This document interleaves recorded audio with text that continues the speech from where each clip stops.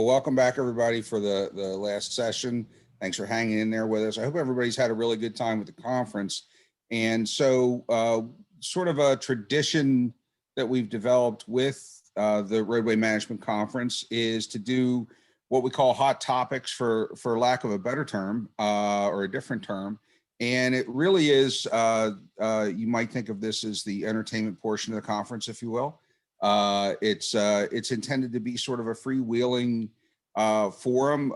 We really want to get a lot of thoughts and ideas and questions, and we really encourage some cross traffic, because this is where we bring together everybody here, regardless of your experience, are experts in the field to some degree and in one area or another or many. So we really want to encourage you to participate with this. And so I'm going to share my screen if I can find the right one. There we go. All right. Whoops. Still found the wrong one.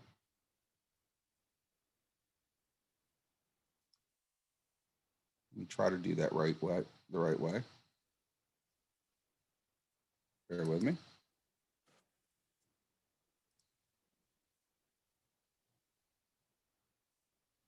There we go. And there we go. That should be the right one. So these are just ideas or suggestions of topic areas. And again, it's sort of a free forum here.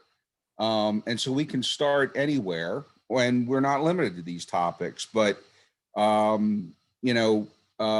just throw up while I wait for somebody to sort of show up in the chat pod or to take yourself off mute and interrupt me.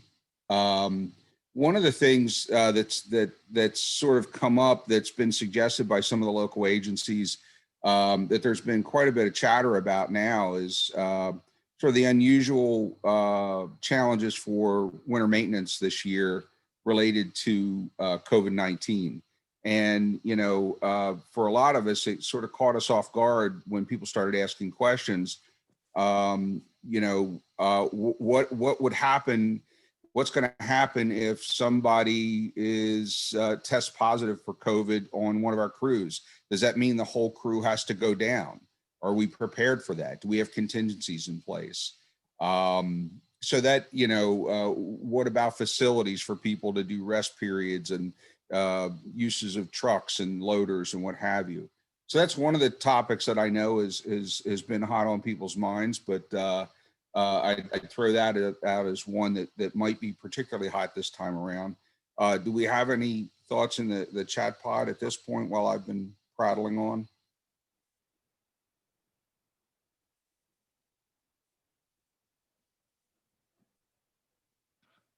Alexis or Matthew, do we have anything so far?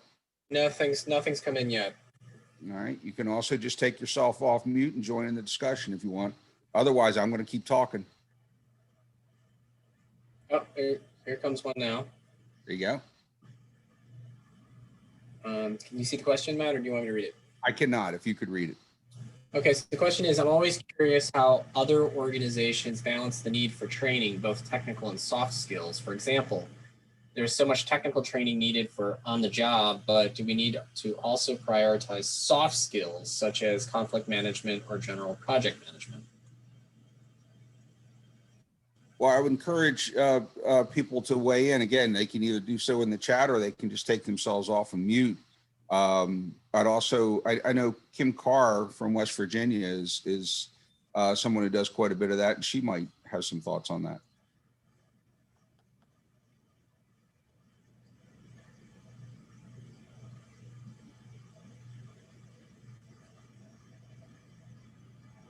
Yeah, hey Matt, this is Kim. I mean, I think definitely you need to balance the need for technical and for soft skills.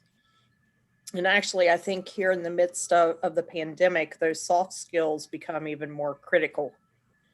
So I'd probably refer to them as critical skills. being able to have effective communication in place, recognizing that your crews are probably more stressed, recognizing that, we just need to communicate maybe a little differently, maybe a little bit more, checking in with your crews a little more often, and communicating with the public more. Yeah, I know that Emily Wilder did a presentation on sort of, amongst other things, conflicts and how those can come up. We're going to be under more anxiety than normal, right? And so some of those things will come up. So, learning how to deal with some of those challenges is as important now or more so than ever, right? Any other thoughts on that from other folks? Again, there's a lot of expertise on the call right now.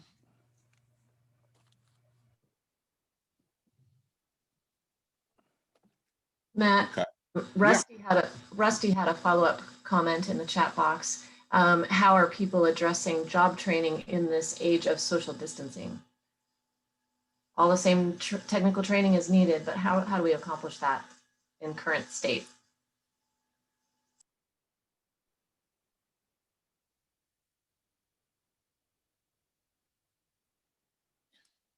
Yeah, I know, very much encourage others to weigh in on that as well. I know that's something that in the LTAP community, not just here in our region, we've talked about that quite a bit. I mean, that's been a challenge for us as LTAP centers to figure out how to sort of, pierce through that. For example, here in the Delaware T-Squared Center, we're, Rusty and Sandy and I have been working all summer long and into the fall. We're sort of hell bent, if we can, to deliver some in-person training, and venues are continue to be sort of our challenge with that. There are certain things that we just really find a difficult time to deliver without being in person. So one that comes to mind, for example, is flagger certification training. There's ways to do it, but it's a bit of a challenge. Other thoughts from others? How have you been dealing with this? Yeah, somebody else wrote in the chat room. As for COVID, what we have done in Sunbury, PA, is we take temp checks every morning. We wipe down all high-touch surfaces every morning. Anyone showing any symptoms are kept home. So far, no issues, and I've worked right through. That's great. And then somebody else said, curious to know how folks are handling the high demand of outdoor, seating with pedestrian access conflicts. We are looking at using roadway space as a potential solution during COVID. We are also planning for COVID at least another year. Yeah, I can weigh in on that as one, sort of perspective. That's something that we provided a good bit of technical assistance here in Delaware, really starting back in the late spring, particularly, but not exclusively, our beach communities who, really wanted to do all they could to provide, an opportunity for people to come and visit, and participate in the sunshine and all that stuff. And so, we did a lot of sort of back and forth and sharing of ideas and brainstorming, and some of those exact techniques were used. So, for example, in Rehoboth Beach was one example where they did step barriers out, temporary barriers out to cordon off the parking aisles and put in temporary ADA ramps for accessibility. They did a real nice job down there. Some of the other beach communities did similar kinds of things, like Lewis, the city of Newark, where the University of Delaware is based. The Main Street businesses have sort of, breached out into the sort of bump out areas and what have you, with bistro tables and things. There's been a lot of creativity that's been in place, and most of it's worked pretty well in my experience. Somebody else, Christopher, noted that He supported outdoor dining by shutting down a popular street with lots of restaurants in town, Friday and Saturday evenings until about 10 p.m. or so, and Sunday afternoons. Sidewalk dining tables and pedestrians use the middle of the street. Yeah, and I've seen that. City of Newark, for example, I want to say Thursday evenings is still doing it where they close a big portion of Main Street down to vehicular traffic and sort of have a street fair from something like 4 o'clock to 10 p.m. And that's been real popular. Drew had a pretty neat question too. He said he's interested in how other agencies are responding to massively increased bicycle and pedestrian presence on roads during COVID. Temporary road closures, more experimentation of treatments than before. So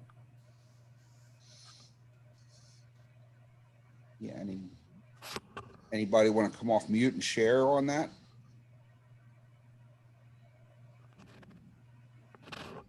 This is Drew, who asked the question. Yeah, here in Morgantown, we are experimenting with mostly temporary road closures within neighborhoods. And they're kind of long-term road closures to through traffic, not to local traffic. Most of the other examples we've seen around the country are more popular downtown streets or larger streets, but most of the ones that are around here are state-owned, so we can't really experiment with that. Has anyone experimented with longer term closures in this region? Okay, yesterday your favorite person was here.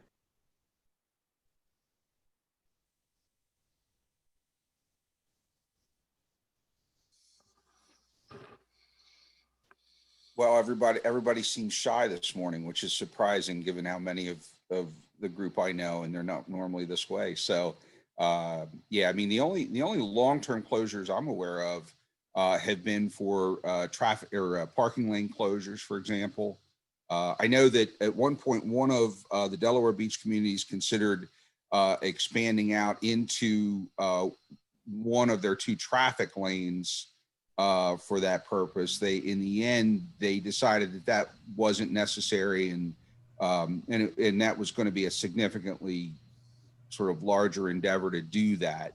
And they were able to work with just the parking lane, but that's the only long-term closure I'm familiar with. And somebody did say that in Fairfax County, they have put temporary lane closures in place to allow more space for pedestrian and bicycle traffic in place for probably about 6 months. And Jim also noted that we have taken parking away for outdoor seating for the season. For the season.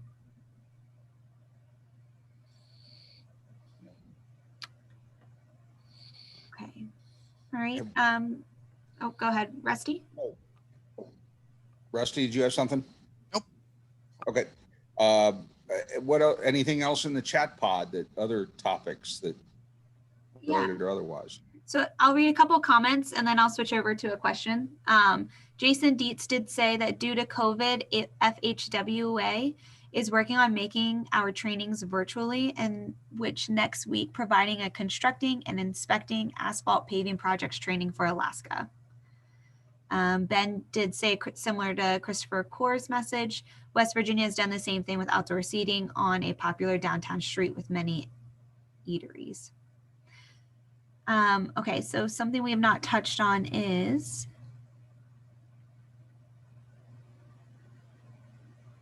are there any grants for local municipalities for doing an asset surveys, upgrading aged non-retro reflective signs, street sweepers, and paving standard streets without utility upgrades, specifically for Central PA?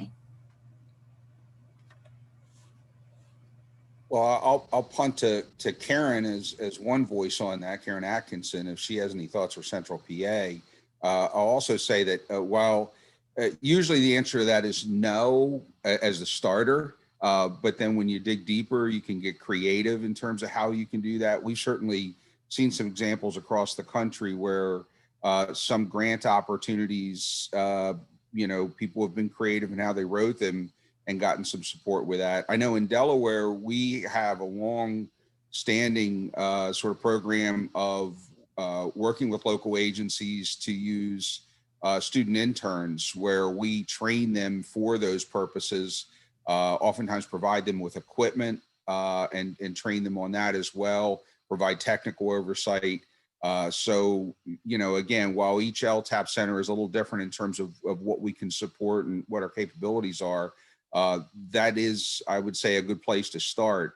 Karen, do you have any thoughts on PA specific? I don't, but one of our planning partners did respond that through our MPO deliverables, our staff is about to conduct a sidewalk inventory for 4 county MPOs, as well as being used by the rest of the state of Pennsylvania. So it does seem like there may be some specifics. So contacting your MPO would probably be the best start for any kind of funding resources for Pennsylvania.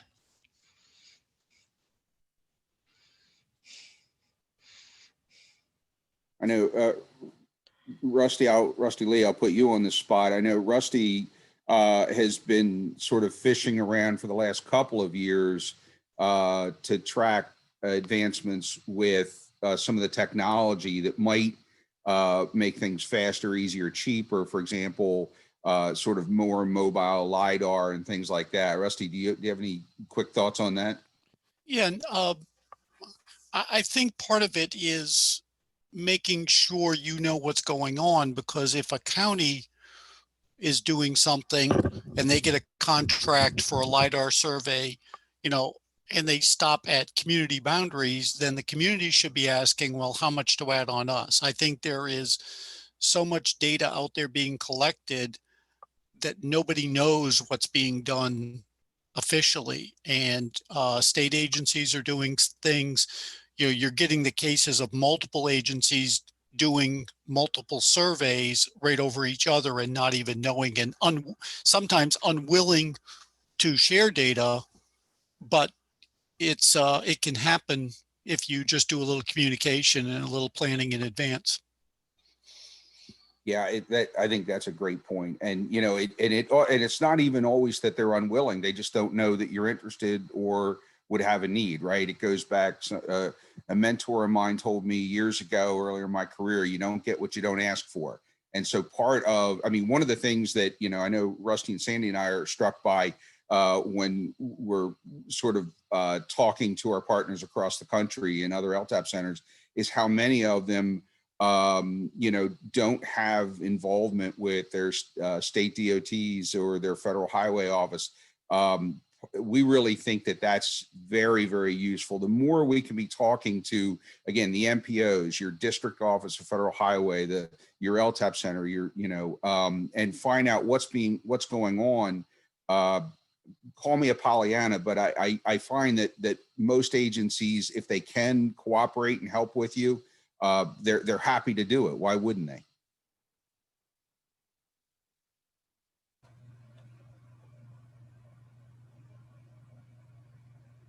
Any other thoughts along those lines from folks in the audience?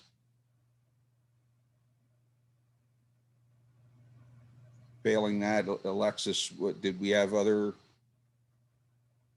topics that folks had brought up? Yeah, so there was a question that was asked earlier. Is it okay to switch topics now? Sure. Okay. Does anyone out there have rest tables for emergency snow plowing, meaning hours worked versus rest time?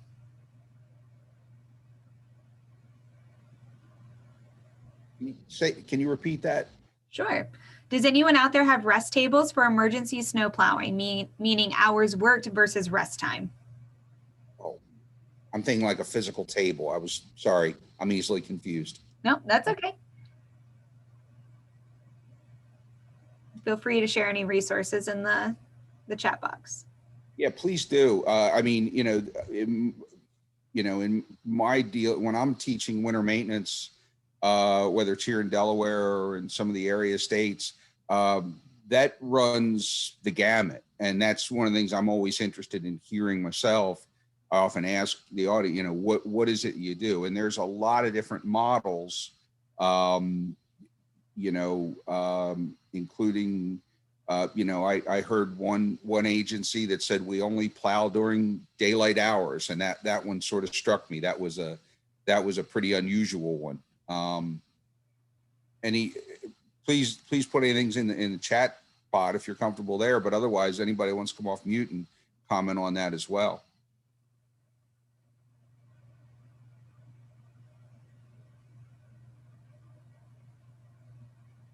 No? Somebody did say in the chat pod, we plow 12 hours on, 12 hours off. Yeah, that's certainly one of the common ones. Again, what I find is that that's just very much driven oftentimes, I mean, certainly by policy and safety office concerns and things like that. But a big driver of that tends to be, what equipment do we have within our crew or our agency?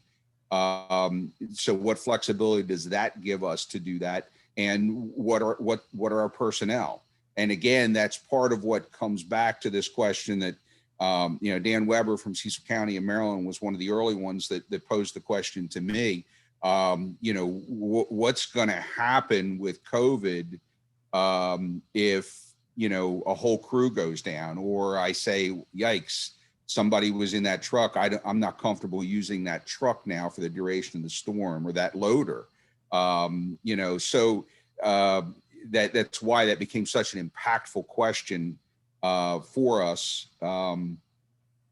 But yeah, I mean, so, I think there are things that drive that for an agency that says, well, that's great that the county or municipality next door can do it that way, but we're just not in a position to do it that way. A couple other people agreed that they do 12-hour shifts with 24-hour coverage. Someone said we try to rotate shifts, bringing in half in the morning hours and the other half during night hours when huge storms are expected. Okay, so another question that somebody asked is, anyone using virtual reality tools or augmented reality design / construction tools? That's a neat question. I have no thoughts on that matter, if you can imagine it. It's a great question. It is.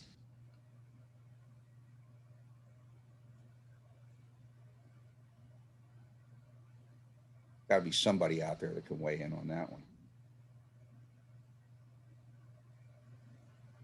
I bet Andrew Morgan has played around with that stuff. He loves electronic toys.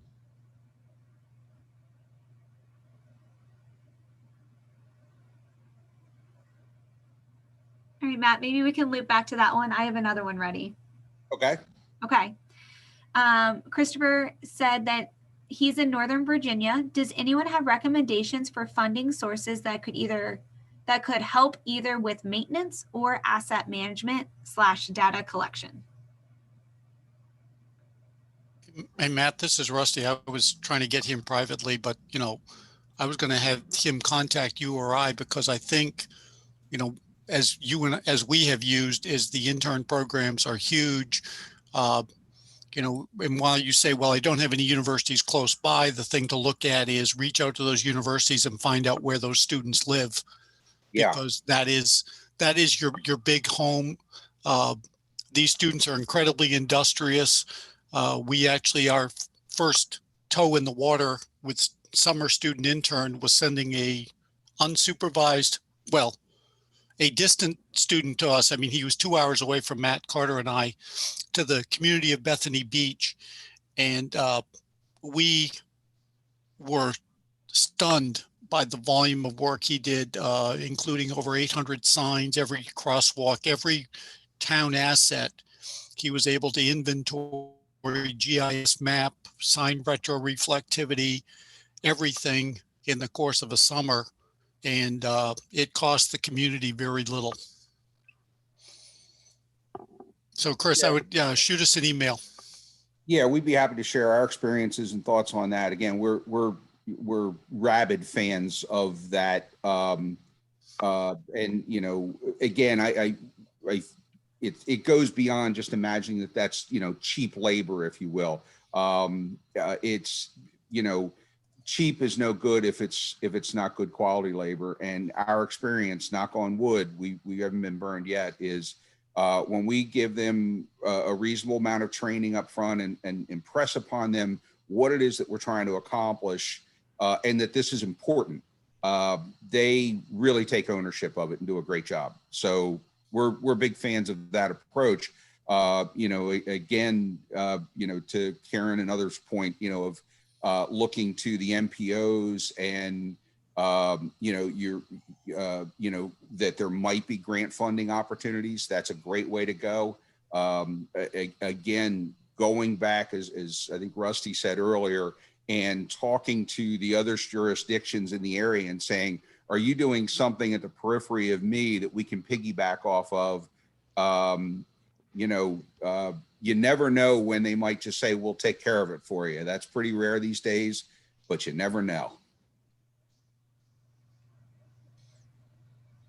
And Matt, I think going back to the virtual reality question, Yeah.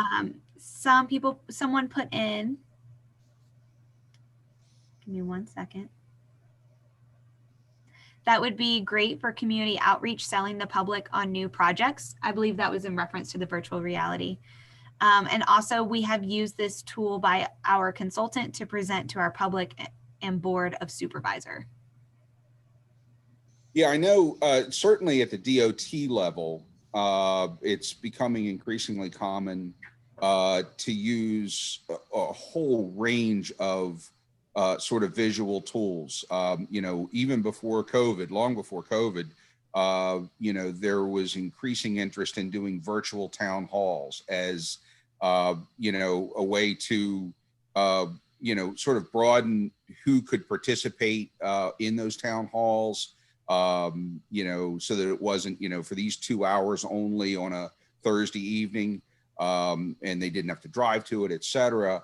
I know with Delaware DOT in particular, they've had usually consultants develop, like for the example, the US 301 project where they were building a new highway in Delaware.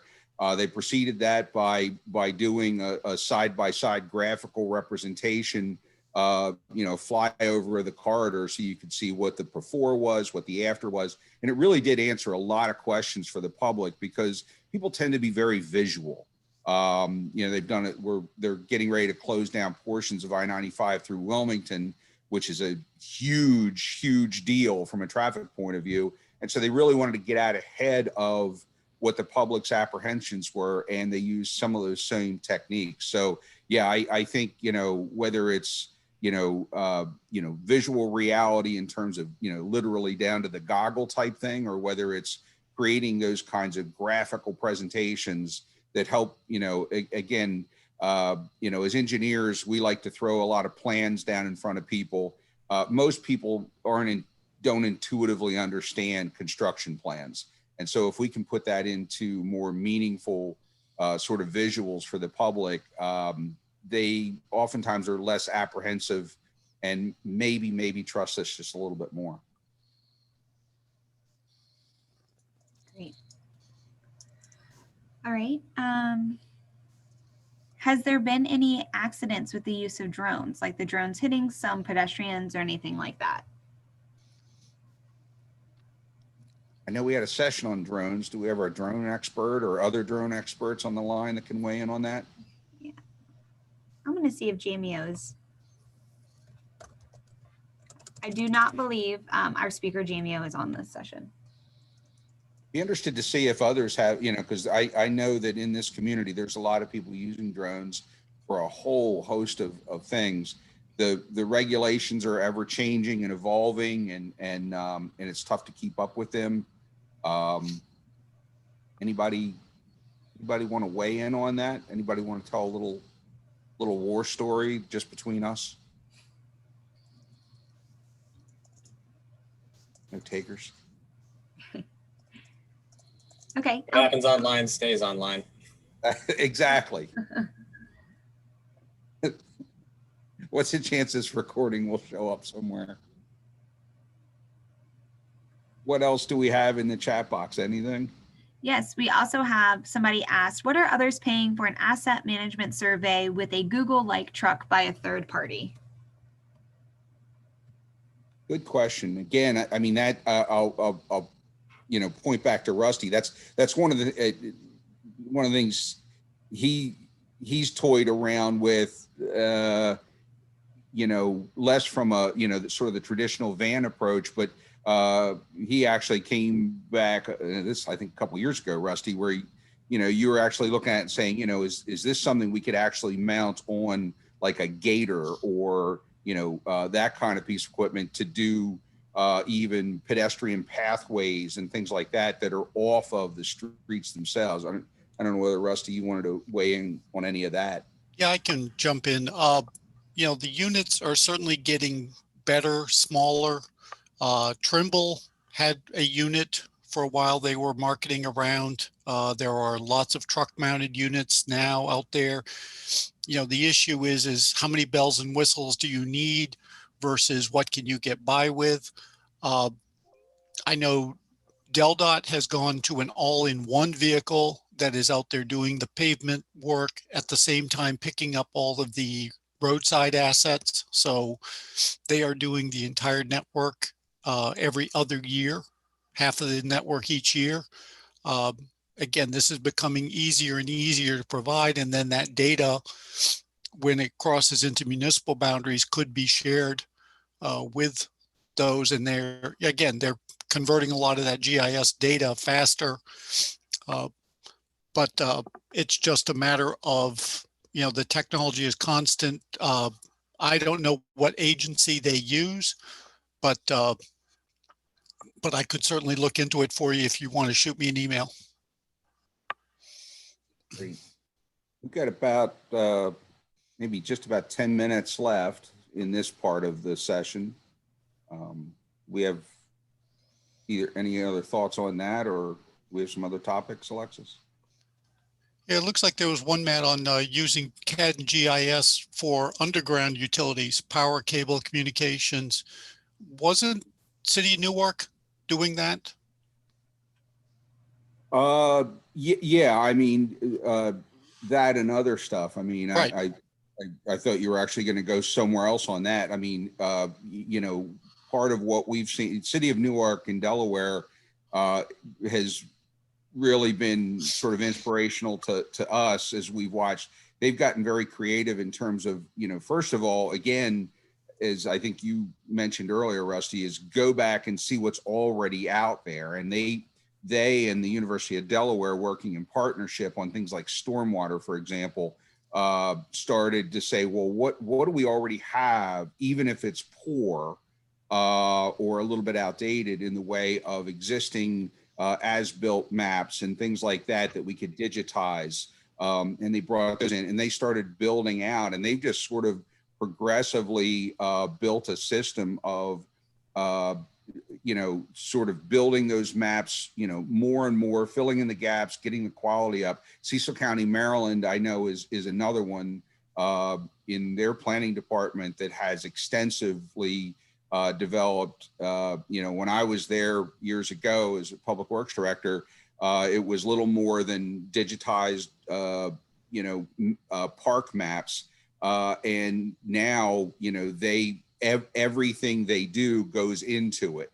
So they have a very robust map. It's the kind of thing where if you commit either in a CAD platform or a GIS platform, or sometimes using both, because they are very interactive, that it's grown over the last 20 years from just creating pretty maps to building real systems that can be great assets. Newark has even developed means by which they can easily interact with the public, let the public post, reports of potholes and things like that. So it really is sort of limited to your creativity, your knowledge base, and how much you want to put into it. The other nice thing is that the cost of Esri ArcGIS has come down considerably. It used to be, it was prohibitively priced. I mean, a local agency just couldn't justify it. It's within reach now, is how I would say it.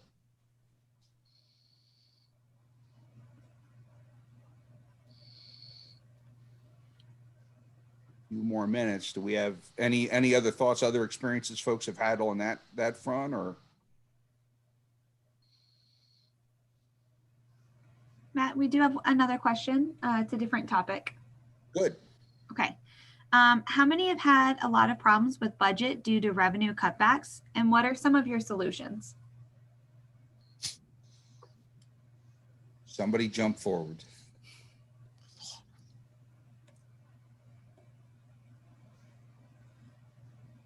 I suspect there's a great deal of expertise out there on this front. Hey, how you doing? Currently, we're looking to solicit some corporations that are doing well in our town to see if we can get some stopgap measures and some loans. That's one of the things we're thinking about. Yeah, that's creative. That's good.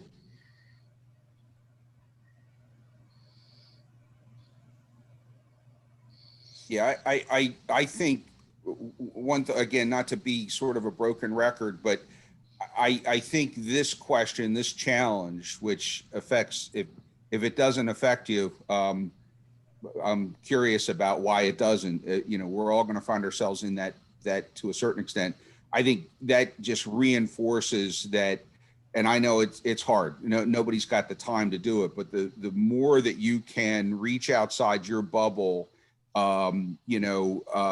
get to know people in the other agencies in, your state, in your, make sure you're being interactive with your municipal government, your county government, your state government, your federal highway district office, your LTAP center, participate in forums and think. Again, it's hard to find the time, but you never know. I mean, I know from my own experience, I just can't count how many times I've almost not gone to a meeting or, signed on to a webinar, and afterwards thought, man, I'm great. I'm so glad I did, because I came away with this new relationship with this group that's going to be important to what we do, or I learned this information, and, so it's a little like fishing, right? I mean, to the extent that you have time, do a little bit of casting, I would say, and see what people are talking about to get some ideas on that front.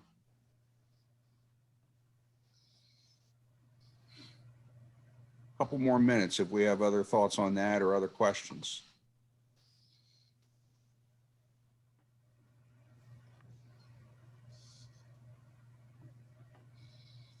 Some people added in that they've also had budget issues. It comes down to labor efficiency.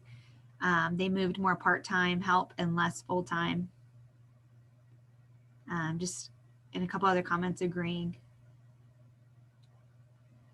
Yeah, that's probably common. Yeah. One thing we've been able to do to control some of our costs over the last couple of years is actually work with some of the utility companies and come up with actually cost-sharing programs, in which we have our milling machine, we have our paving machine. They go in, they put their lines in, we do whatever storm work they do with it. But in turn, they were able to pay for our materials and assist in a major way with all the handicap ramp upgrades. So for us, working with utility companies has kept us afloat. Yeah, I agree. I mean, that's not easy to do. Sort of building a coalition of the willing, and their time frame is not necessarily your time frame sometimes. But I think that goes back to communications. The more that you, whatever size agency you are, you're just a small municipality or county or a state level DOT type thing. The more that you can sort of communicate outwardly, not just passively in terms of putting it out on a website, but literally reaching out to those kinds of other stakeholders, if you will, and say, hey, this is what we have in mind. a year from now, 2 years from now, 3 years from now. This, you know, we're going to be dealing with this road and we're going to open it up. You know, you can build in some collaboration perhaps. I mean, I know that some communities occasionally are fairly aggressive with their utilities. I mean, we have to accommodate the utilities in our right of way. That's a requirement. You know, it's not unreasonable to say, hey, we're going to go in and rehab or repave or whatever this street or do these sidewalks. Once we do, if you're going to come in and open it back up for your utility, understand the extent of your rehabilitation is going to be more than just filling your trench in. You're going to put it back and make it whole. If you do that just the right way, with the right diplomacy, which I'm not your guy for, I think, you know, that can be the impetus to them jumping ahead and saying, hey, how can I participate in this program? And there might be some cost sharing opportunities. Yeah, adding the degradation and adding no cuts in the street for an overlay for 5 years and none in 8 years for reconstruction has got them on board pretty quick. And Yeah. between last year and this year, we've been able to, with our utility gas company, get $5 million worth of roadway work done. That's great. Okay, we just got another minute or two. What do you got, Alexis? Sure. So somebody asked a question, and there was one follow-up in the chat room.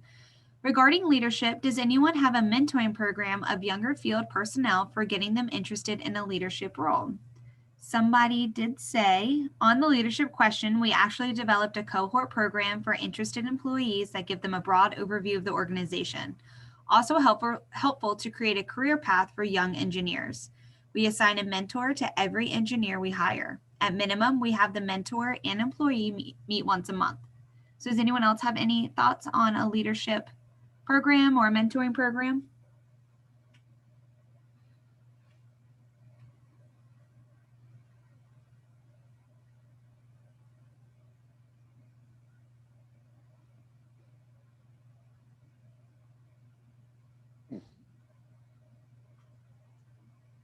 Okay, then Matt, somebody did say, will RMC be in person next year, COVID willing?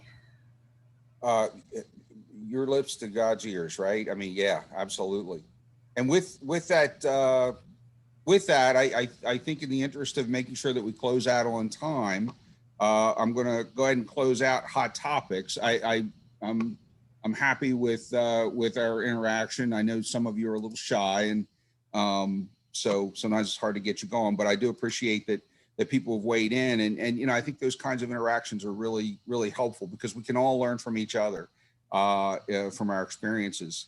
So with that, we're going to just kind of go into, for the next, you know, maybe 10 minutes, 15 minutes at most, just sort of wrapping out the conference. We want to do just a couple of things. We've got some announcements and some closing comments from a couple of the region folks.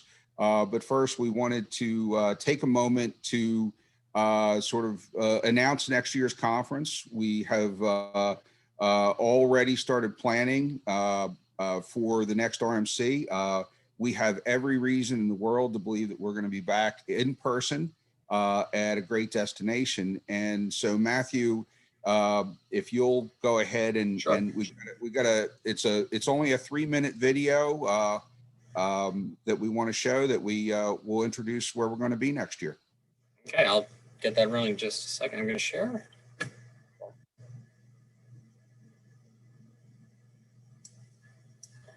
Okay.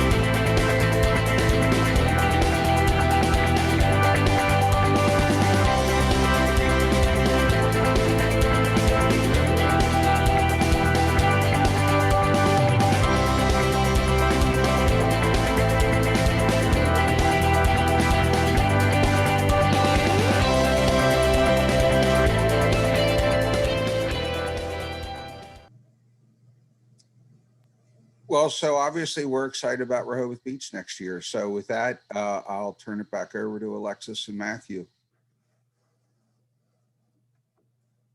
Okay, just a reminder before we open up to the LTAPs for some final discussion.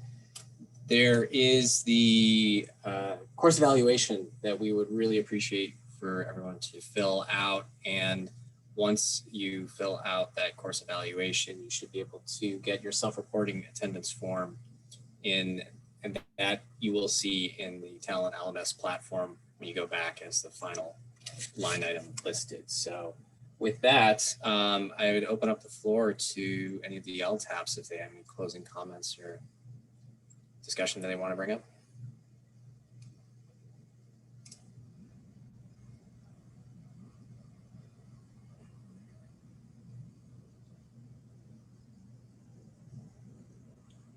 Well, I just want to say thank you to all the staff at the Virginia LTAP for all the work that you all did this year. Coordinating this and making this into a virtual event was not an easy task. So thank you all for all the effort. Woo. You're welcome.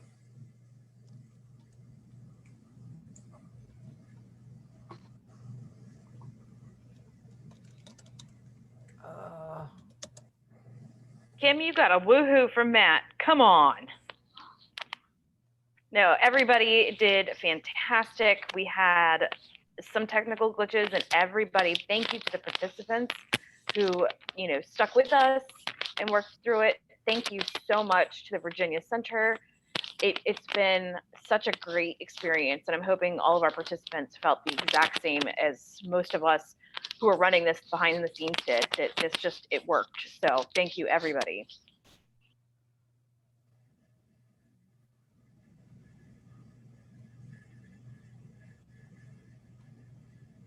This is Beth O'Donnell from the Virginia LTAP, and I really hand to Matthew and Alexis specifically. They have been on the front line. And one of my favorite moments of the conference was when Alexis thought she was going to have to give the presentation on engineering for the non-engineers. Didn't actually happen, but again, one of my favorite moments. She could have pulled that off. Thank you, Beth. I will brag to my grandfather, who is an engineer, that I officially presented as an engineer at a conference. So maybe I'll make him proud.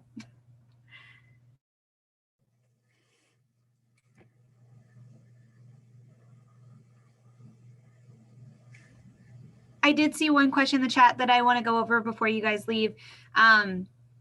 Please remember that the speakers' PowerPoints are available in the Files drop-down menu. The other way that you can access that is by, if you go to your home screen, you click on the conference title, 2020 Roadway Management Conference, October 26th through 27th, 2020. When you click on that, you will see that resume course button, and you will see a schedule. If you look at the schedule and you scroll down, you will see those files listed under the schedule as well. So those are the two places that you can access those. Please feel free to download those PDFs and save them and print them. They are yours to keep. Oh, and Ida put a link in the chat room as well. All right, if there's no further comments or questions, thank you guys so much for joining us, and we look forward to seeing you next year. Alexis? Yes? As people are signing off, just a reminder that those presentations will also be available in PDF form on the RMC website, the Roadway Management website, and recorded, the recordings of the presentations will also be available there, probably early next week. Yes, thank you, Beth. Have a great day, everyone. Thank you. Thank you.